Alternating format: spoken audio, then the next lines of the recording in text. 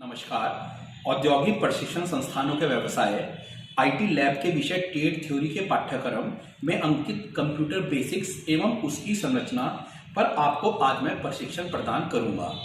तो चलिए शुरू करते हैं। सबसे पहले हम प्रशिक्षण का सारांश जान लेते हैं। प्रशिक्षण के सारांश में सबसे पहले हम डिस्कस करेंगे कंप्यूटर की परिभाषा। उसके बाद हम मूव करेंगे कंप्यूटर के प्रकार या कहीं टाइप्स ऑफ कंप्यूटर पे। उसके बाद हम कंप्यूटर की संरचना इन डिटेल में डिस्कस करेंगे। कंप्यूटर की संरचना में हम डिस्कस करेंगे इनपुट डिवाइसेस के बारे में। उसके बाद हम मूव करेंगे सीपीयू के बारे में या कहें सेंट्रल प्रोसेसिंग यूनिट। उसके बाद संरचना का तीसरा भाग आउटपुट डिवाइस के बारे में डिस्कस करेंगे और आखिर में हम डिस्कस करेंगे कंप्यूटर की मेमोरी के प्रकार के बारे में। तो चलिए शुरू करते हैं कंप्यूटर की परिभाषा से। कंप्यूटर एक ऐसा इलेक्ट्रॉनिक डिवाइस है जिसमें हम डेटा एज ए इनपुट देते हैं, वो उसे प्रोसेस करता है तथा कंप्यूटर हमें इंफॉर्मेशन आउटपुट की फॉर्म में प्रदान करता है। चलिए अब इस डेफिनेशन को थोड़ा डिटेल में डिस्कस करते हैं, उसको तीन भाग में डिवाइड कर देते हैं। सबसे पहले हमने बोला कंप्यूटर एक इलेक्ट्रॉनिक डिवाइस या उपकरण है, तो हम ये कैसे डिफाइन करेंगे कि ये एक इलेक्ट्रॉनिक डिवाइस है। तो स्टूडेंट्स, मैं आपको बताना चाहता हूँ हमारे पास जनरली दो तरह के डिवाइसेस होते हैं, एक इलेक्ट्रिकल डिवाइसेस और इलेक्ट्रॉनिक डिवाइसेस। आपके लिए जो महत्वपूर्ण है सिर्फ मैं वही बताना चाहूंगा।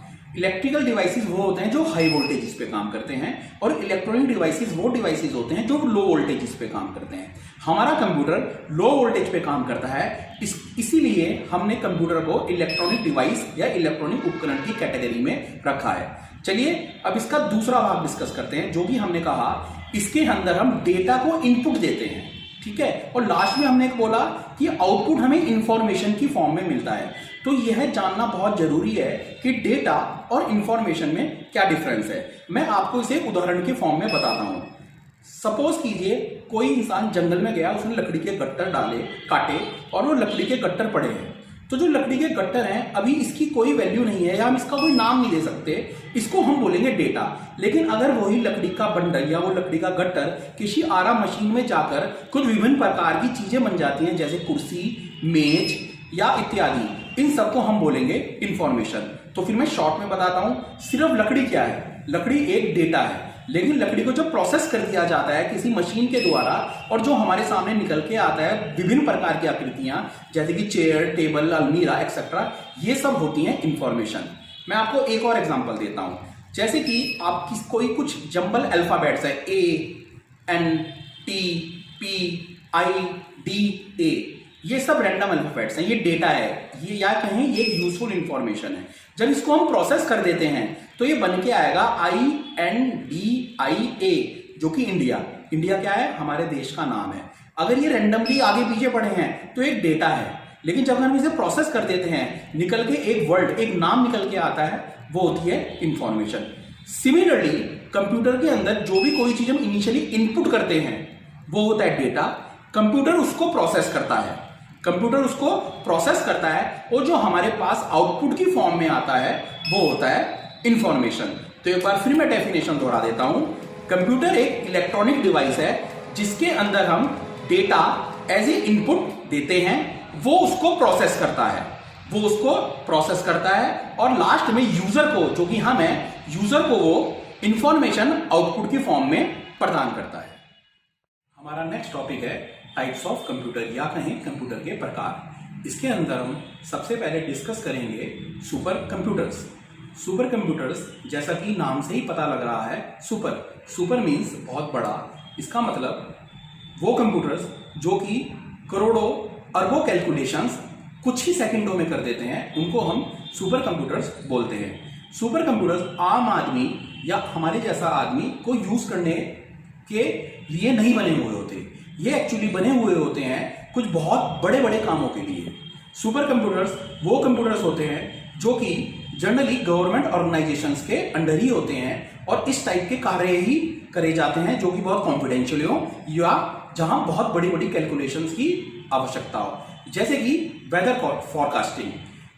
मैं आपको बताऊं, आपने भी देखा होगा हमारे टीवी न्यूज चैनल्स कभी भी मौसम के अनुमान के बारे में पहले ही बता देते हैं। तो उनको ये चीज कैसे पता लग जाती है या कोई तूफान आने वाला है, बारिश आने वाली है, बाढ़ आने वाली है, वो 24 घंटे पहले ही उसका अनुमान या प्रिडिक्शन कर लेते हैं। तो वो कैसे कर पाते हैं? एक्चुअली उनके पास वेदर फोरकास्टिंग का एक डिपार्टमेंट होता है जहां पर बहुत बड़े बड़े सुपर कंप्यूटर्स लगे हुए होते हैं, और उन सुपर कंप्यूटर्स के अंदर वो कुछ 100 या 200 साल पुरानी सारी की सारी n नंबर्स ऑफ, मैं बोलूं n नंबर्स बोले तो करोड़ों numbers of input values input कराते हैं, और उसके बेसिस पे जो रिजल्ट्स आते हैं, उन रिजल्ट के बेसिस पे वो एक अंदाजा या प्रिडिक्शन लगा पाते हैं कि अगले दिन या 24 घंटे बाद का तापमान कैसा रहेगा।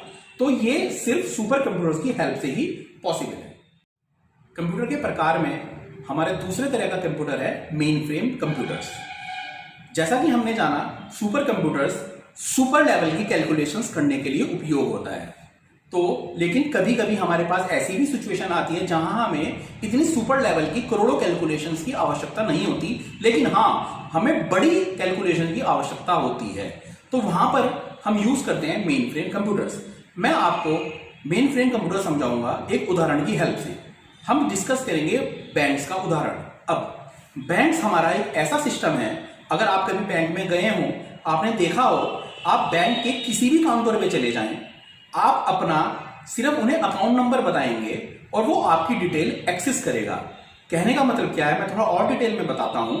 इनफैक्ट आप एक शहर के, फॉर एग्जांपल एसबीआई ब्रांच के, एसबीआई बैंक के किसी भी शाखा में चले जाएं, वहां पे सिर्फ आप अपना अकाउंट नंबर दें और उस अकाउंट नंबर के बेस पे वो आपकी सारी की सारी इंफॉर्मेशन निकाल सकता है। ऐसा कैसे पॉसिबल है? फॉर एग्जाम्पल आपका बैंक अकाउंट है एक्स नाम के बैंक में, लेकिन आप YZ ABCD किसी भी बैंक से आपका डेटा रिट्रीव करा जा सकता है। ये सब पॉसिबल हुआ है मेन फ्रेम कंप्यूटर्स की हेल्प से। मैं आपको उदाहरण दूंगा, अगर किसी शहर में कोई SBI नाम के 10 शाखाएं हैं तो उनका एक हेड ऑफिस भी होता है। वो सारी की सारी शाखाएं आपस में कनेक्टेड होती हैं और उन बाकी सारी 9 शाखाओं का डेटा हमारी मेन शाखा, जिसे हेड ऑफिस बोलते हैं, वहां पर भी स्टोर होता है। और जहां पर वो स्टोर होता है उस टाइप के कंप्यूटर को हम बोलते हैं मेन फ्रेम कंप्यूटर्स।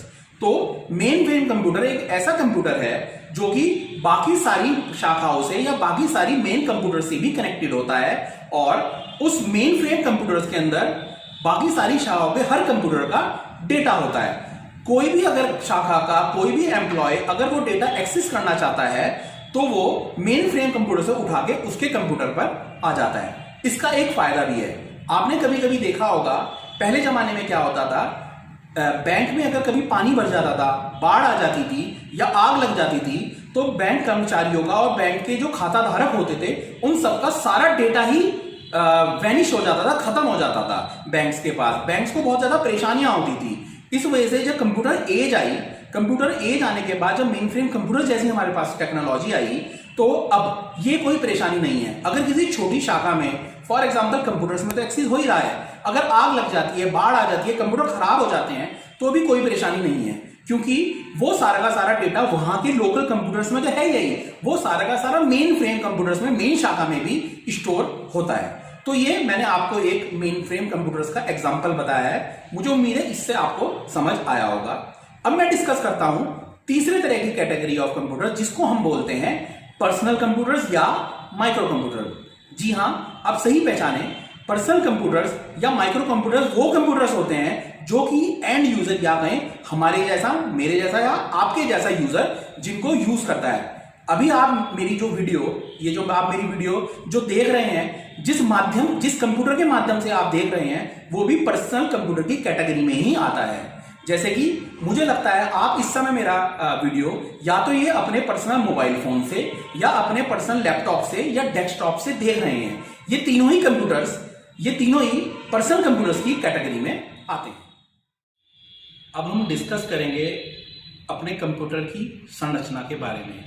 यह इस वीडियो का सबसे ही महत्वपूर्ण भाग है, कंप्यूटर की संरचना।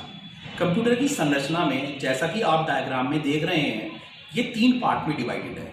नंबर 1 इनपुट डिवाइसेस या इनपुट उपकरण, नंबर 2 बीच में CPU या में सेंट्रल प्रोसेसिंग यूनिट, और नंबर 3 आउटपुट उपकरण या आउटपुट यूनिट। सबसे पहले हम डिस्कस करते हैं कंप्यूटर की संरचना में इसका पहला भाग, जो कि है इनपुट यूनिट या इनपुट उपकरण। तो ये इनपुट उपकरण, इनपुट यूनिट या इनपुट डिवाइस ये क्या होते हैं? मेरी बात को बहुत ध्यान से समझिएगा। इनपुट डिवाइसेस वो उपकरण या वो डिवाइसेस होते हैं जिनकी हेल्प से हम कोई भी इंफॉर्मेशन या कोई भी चीज कंप्यूटर के अंदर हम इनपुट कराते हैं। इनका मतलब अंदर, कोई भी चीज हम कंप्यूटर के अंदर इनपुट कराते हैं, उन उपकरणों को हम बोलते हैं इनपुट डिवाइसेस। अब इनपुट डिवाइसेस बहुत सारे तरह के होते हैं, वन बाय वन हम इसमें से सारे के सारे डिस्कस करेंगे। तो सबसे पहला और सबसे इंपॉर्टेंट इनपुट डिवाइस है कीबोर्ड। कीबोर्ड जैसा कि आप सब जानते ही हैं, कोई भी चीज हम कीबोर्ड की हेल्प से जब टाइप करते हैं, वो टाइप करने के बाद हमारे कंप्यूटर के अंदर एंटर होता है और किसी आउटपुट डिवाइस की हेल्प से हमें वो बाहर आता है, हमें दिख जाता है। हमारा दूसरा इनपुट डिवाइस है माउस। माउस एक ऐसा इनपुट डिवाइस है जिससे हम क्लिक करते हैं।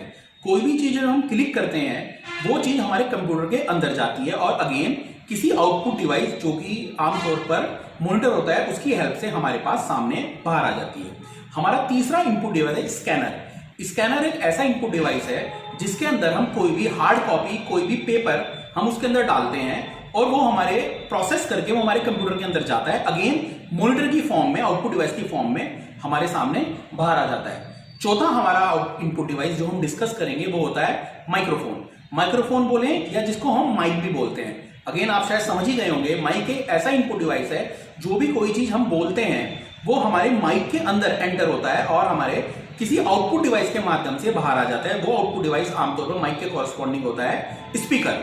हमारा पांचवा आउटपुट डिवाइस जो हम डिस्कस करने जा रहे हैं वो है वेब कैम या हम कहें web camera. Again web camera एक हमारा इनपुट डिवाइस है जो कि हमारी फोटो या हमारी वीडियो को कैप्चर करता है और हम उस इनपुट होता है, प्रोसेस होता है और मॉनिटर या स्पीकर के माध्यम से हमारे सामने वो बाहर आ जाता है। डिस्कस करेंगे कंप्यूटर की संरचना का दूसरा व सबसे महत्वपूर्ण भाग सीपीयू। सीपीयू की फुल फॉर्म है सेंट्रल प्रोसेसिंग यूनिट। अब सेंट्रल प्रोसेसिंग यूनिट क्या होता है? सेंट्रल प्रोसेसिंग यूनिट या सीपीयू को हम कंप्यूटर का ब्रेन भी बोलते हैं। जैसे कि मनुष्य का ब्रेन होता है या दिमाग होता है, उसी तरीके से हमारे कंप्यूटर का भी एक दिमाग होता है, हम उसको बोलते हैं सीपीयू। अब सीपीयू क्या काम करता है? हमने उसे मस्तिष्क बोला है, तो जैसे कि हमारा मस्तिष्क जो काम करता है वैसे ही काम हमारा सीपीयू करता है। सीपीयू के अंदर मैंने जैसा कि आपको भी बताया और आपको उसके ब्लॉक डायग्राम में भी दिखाया कि सीपीयू इनपुट और आउटपुट डिवाइसेस से कनेक्टेड है। अब हमारे इनपुट डिवाइसेस भी अलग अलग तरह के कुछ भी हो सकते हैं, आउटपुट डिवाइसेस भी अलग अलग तरह के कुछ भी हो सकते हैं।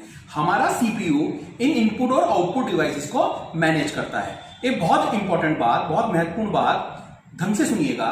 हमारे इनपुट और आउटपुट डिवाइसेस कुछ भी हो सकते हैं अलग अलग कार्य के लिए, लेकिन हमारा सीपीयू हमेशा एक ही रहता है। मैं आपको उसको उदाहरण की मदद से समझाता हूं। जैसे कि अगर आपको कोई चीज टाइप करनी है तो उसके कॉरस्पॉन्डिंग जो हमारा इनपुट डिवाइस होगा वो होगा कीबोर्ड और उसके कॉरस्पॉन्डिंग हमारा आउटपुट डिवाइस क्या होगा? वो होगा हमारा मॉनिटर। अब हम दूसरा उदाहरण लेते हैं। अगर आपको कुछ सॉन्ग्स सुनने हैं, गाने सुनने हैं, तो उसके कॉरस्पॉन्डिंग हमारा इनपुट डिवाइस होगा माउस और उसके कॉरस्पॉन्डिंग हमारा आउटपुट डिवाइस क्या होगा? हमारा आउटपुट डिवाइस होगा स्पीकर। एक और उदाहरण समझिए। अगर हमें कोई पेज प्रिंट आउट निकालना है, प्रिंट निकालना है, उसके कॉरस्पॉन्डिंग भी हमारा इनपुट डिवाइस होगा माउस और हमारा आउटपुट डिवाइस होगा प्रिंटर। अब मैंने आपको 3 उदाहरण दिए, अलग अलग कार्य के लिए अलग अलग तरह के इनपुट और आउटपुट डिवाइसेस हैं, लेकिन इन सारे इनपुट और आउटपुट डिवाइसेस की प्रोसेसिंग जो होती है वो होती है सीपीयू के अंदर। ये सारी की सारी चीजें सीपीयू के माध्यम से ही एग्जीक्यूट होंगी। इसी वजह से मैंने कहा सीपीयू को हम कंप्यूटर का दिमाग या मस्तिष्क या ब्रेन भी कहते हैं। अब सीपीयू को अगर हम डिटेल में देखें, जैसा कि आपने ब्लॉक डायग्राम में देखा, सीपीयू के अंदर 3 भाग होते हैं। सबसे पहले हम डिस्कस करते हैं उसका पहला भाग जो कि है कंट्रोल यूनिट। कंट्रोल यूनिट को हम सीपीयू का नर्वस सेंटर कहते हैं। नर्वस सेंटर का मतलब क्या हुआ? जैसे कि हमारे मस्तिष्क में नसें होती हैं, नर्वस सेंटर होता है। हमारा मस्तिष्क डिसाइड करता है कि अगर हमारे पास किसी तरह का कोई इनपुट आ रहा है, हमें उसका क्या करना है और उसे किस जगह भेजना है। इसी तरीके से कोई भी जब इनपुट हमारे पास सीपीयू के पास जाता है, वो इनपुट सीपीयू सबसे पहले भेजता है कंट्रोल यूनिट के पास। अब कंट्रोल यूनिट डिसाइड करता है उस इंस्ट्रक्शन का, उस आदेश का या उस निर्देश का उसको क्या करना है।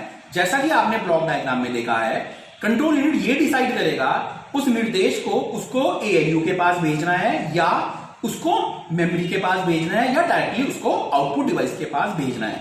इसलिए कंट्रोल यूनिट को हमारा सीपीयू का नर्वस सेंटर भी कहा जाता है। अब हम डिस्कस करते हैं सीपीयू का अगला पार्ट, जिसको हम बोलते हैं अर्थमेटिक एवं लॉजिकल यूनिट, या शॉर्ट में बोले एएलयू।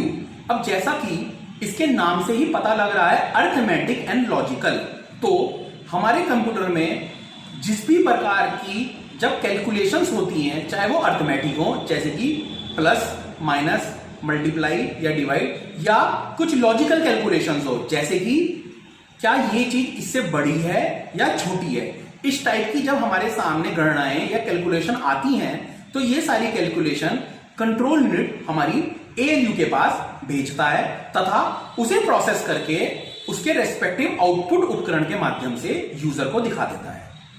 चलिए अब सीपीयू का तीसरा मुख्य भाग को हम डिस्कस करते हैं, जिसको हमने बोला है मेन मेमोरी। ठीक है, अभी हमारी मेन मेमोरी क्या होती है? हम मेन मेमोरी को प्राइमरी मेमोरी भी बोलते हैं। जैसे कि हमारे मस्तिष्क में, जैसा कि हमने कहा सीपीयू हमारा मस्तिष्क की तरह ब्रेन है, जैसे कि हमारे मस्तिष्क में अगर कोई चीज हमारे सामने आती है या कोई चीज हम पढ़ते हैं, वो चीज हमें याद हो जाती है, स्टोर हो जाती है। इसी तरीके से सीपीयू के अंदर भी उस चीज को स्टोर करने के लिए, प्रोसेस करने के लिए जो मेमोरी होती है, जो स्टोरेज होती है, उसको हम मेन मेमोरी बोलते हैं। और मेन मेमोरी हमारी दो पार्ट में डिवाइड हुई है। उसका पहला पार्ट है रैम, RAM रैम, और उसका दूसरा भाग है रोम, ROM रोम। सबसे पहले मेन मेमोरी का पहला भाग रैम के बारे में डिस्कस करते हैं। रैम का पूरा नाम है रैंडम एक्सेस मेमोरी। अब ये रैंडम एक्सेस मेमोरी का क्या काम होता है, मैं आपको ये चीज भी एक बहुत अच्छे उदाहरण की मदद से बताता हूं। आप जब भी अपने कंप्यूटर के अंदर किसी इनपुट माध्यम की हेल्प से, या जैसे कि फॉर एग्जांपल आप माउस की हेल्प से आपने कोई सॉन्ग सुनना है, आप क्लिक करते हैं और जिस समय वो सॉन्ग चल रहा है, रनिंग में है, वो सॉन्ग आपको सुनाई दे रहा है, तो वो कुछ ना कुछ स्पेस ले रहा है, वो कुछ ना कुछ मेमोरी ले रहा है, तो उस मेमोरी को हम बोलते हैं रैम। ठीक है, दूसरा उदाहरण, जब हम कोई चीज टाइप कर रहे होते हैं, आप माउस से डबल क्लिक करते हैं, जब हम उसे डबल क्लिक करते हैं, जब तक वो चीज नहीं चल रही, वो उस कंप्यूटर के अंदर ही पड़ी है, वो पड़ी होती है सेकेंडरी मेमोरी में, हार्ड डिस्क में, जो कि मैं आपको थोड़ी देर बाद बताऊंगा। लेकिन जब हम उस पर डबल क्लिक कर देते हैं, डबल क्लिक करने के बाद वो आपके सामने आ जाती है, उस पर आप टाइप कर रहे हो, उसको आप पढ़ रहे हो, उस समय जो मेमोरी यूज हो रही है उस मेमोरी का नाम होता है रैम। ठीक है जी, अब हम अपनी दूसरी मेमोरी के बारे में डिस्कस करते हैं, वो है मेन मेमोरी की दूसरी की मेमोरी, उसको हम बोलते हैं रोम, जिसकी हमने फुल फॉर्म बताई रीड ओनली मेमोरी। अब रीड ओनली मेमोरी कौन सी मेमोरी होती है?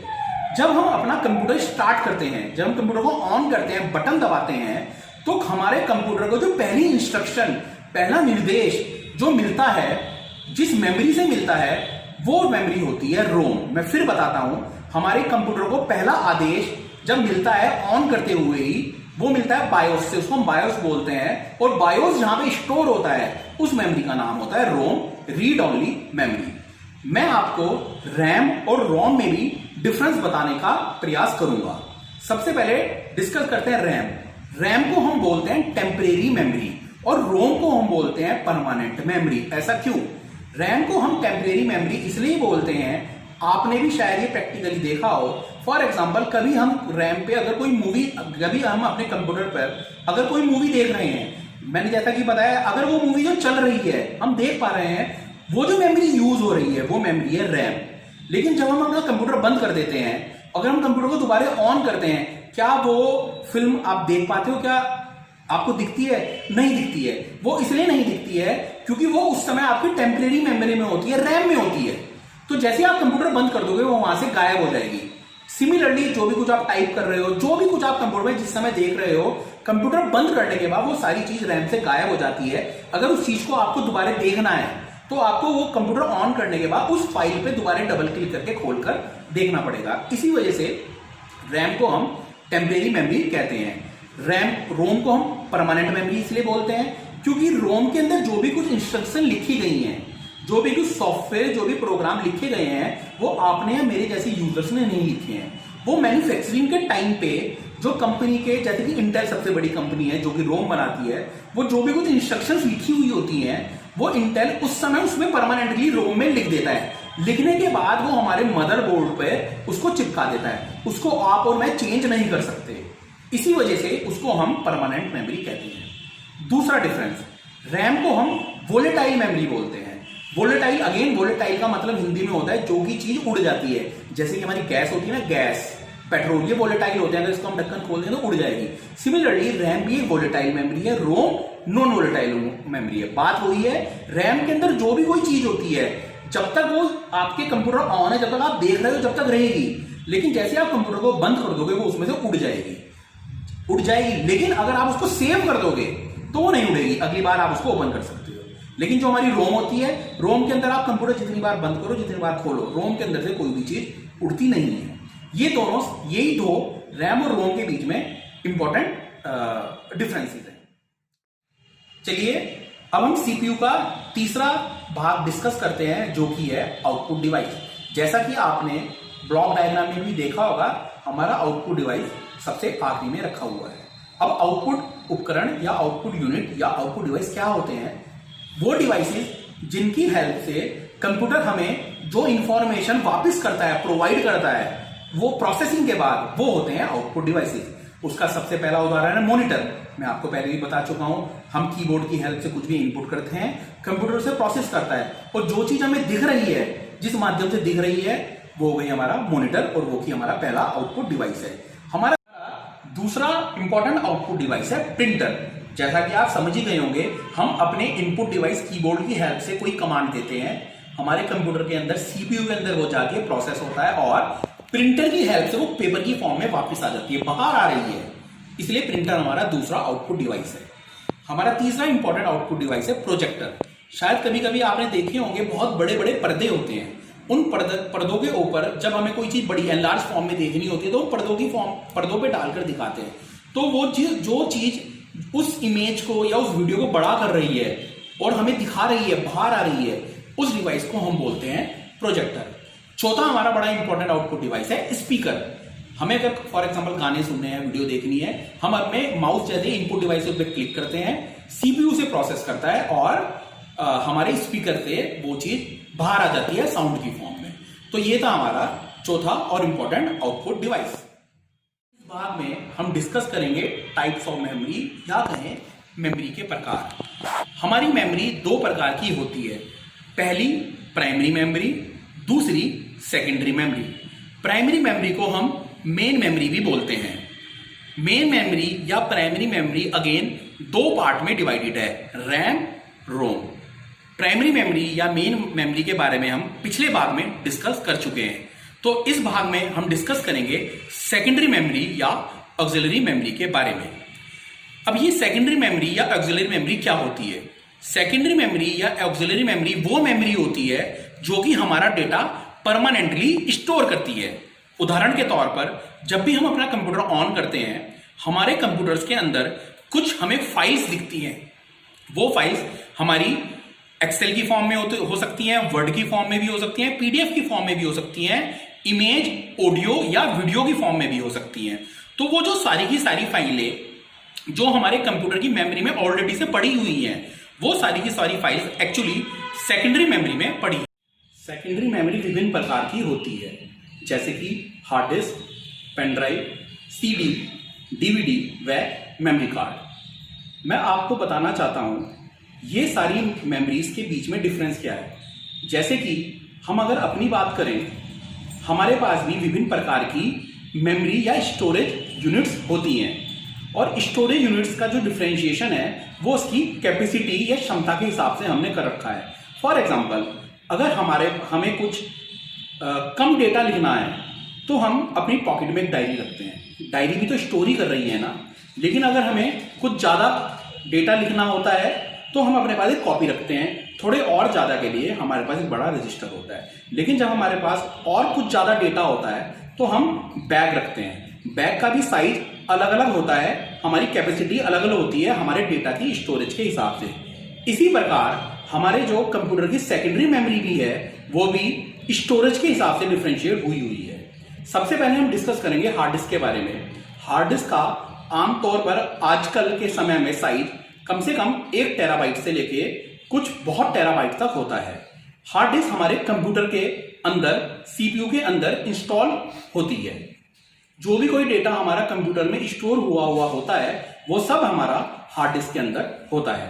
दूसरा डिवाइस, एक्सटर्नल डिवाइस या सेकेंडरी स्टोरेज डिवाइस जो हम डिस्कस करेंगे वो है पेन ड्राइव। इसे शॉर्ट में पीडीबी कहा जाता है। इसको हम एक्सटर्नल स्टोरेज डिवाइस भी कहते हैं।